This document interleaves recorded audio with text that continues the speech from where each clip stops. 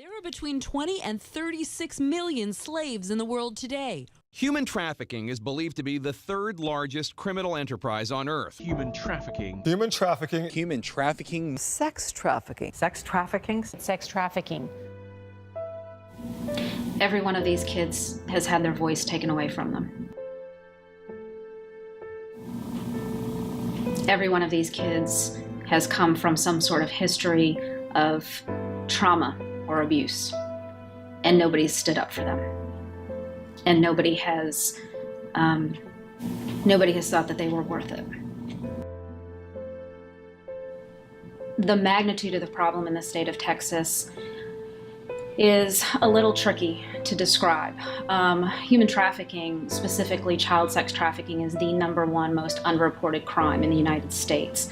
Survivors or victims don't identify as victims, and so it's very difficult to determine the actual numbers. But in 2016, the University of Texas was charged with researching the magnitude of the issue for our state, so that our state government would understand how big the problem is and then where those resources needed to be funneled. In their 2016 report, Trafficking by the Numbers, they estimated that approximately 79,000 minors and children were victims of child sex trafficking here in the state of Texas. When we talk about what is human trafficking, there's a lot of myths out there. Some people believe that trafficking still happens in a third world country.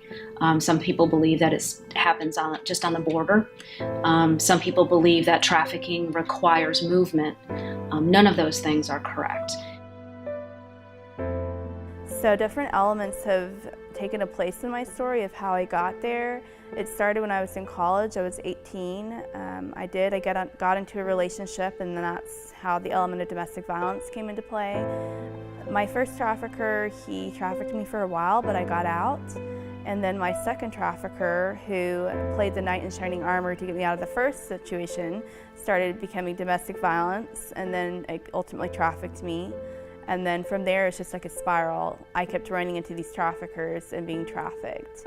My fourth trafficker, he was arrested with me, and he is now serving 40 years in prison for trafficking. I was kidnapped, so I met the guy online. We went into the parking lot.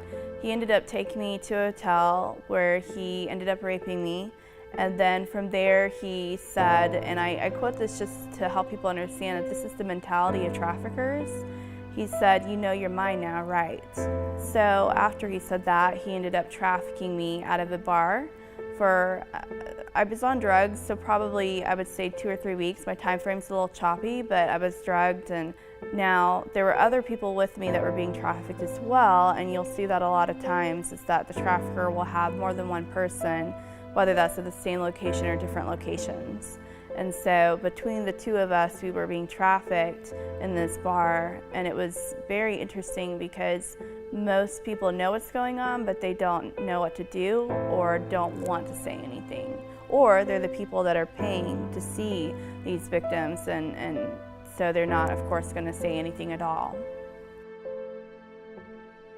The biggest thing, the biggest contribution you can make is spreading the awareness that this is actually happening in our community, and then having conversations with your friends for them to know what the signs are of an exploiter, what the traps are of a trafficker, knowing when to step in to help and when to talk to a trusted adult so that they can help as well, because every single person here, every single person in your school, like we talked about this morning, has a piece to the puzzle. So to summarize what this documentary has been about, this is about trafficking. Sex trafficking is a real problem. It does happen in our own country.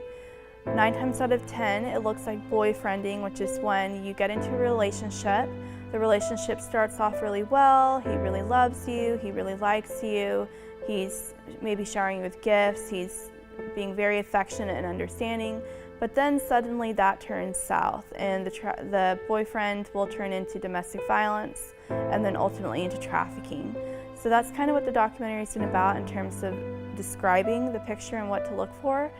And then I think in terms of what to do about it, this is an issue, and it's really important to keep each other safe and to remember that we're all trying to navigate through our lives, and there's a lot of people out in this world that are good, but then there's also a lot of them that are having evil intentions. And so I think making sure we're able to protect ourselves and protecting others, and I think remembering to be compassionate and empathetic.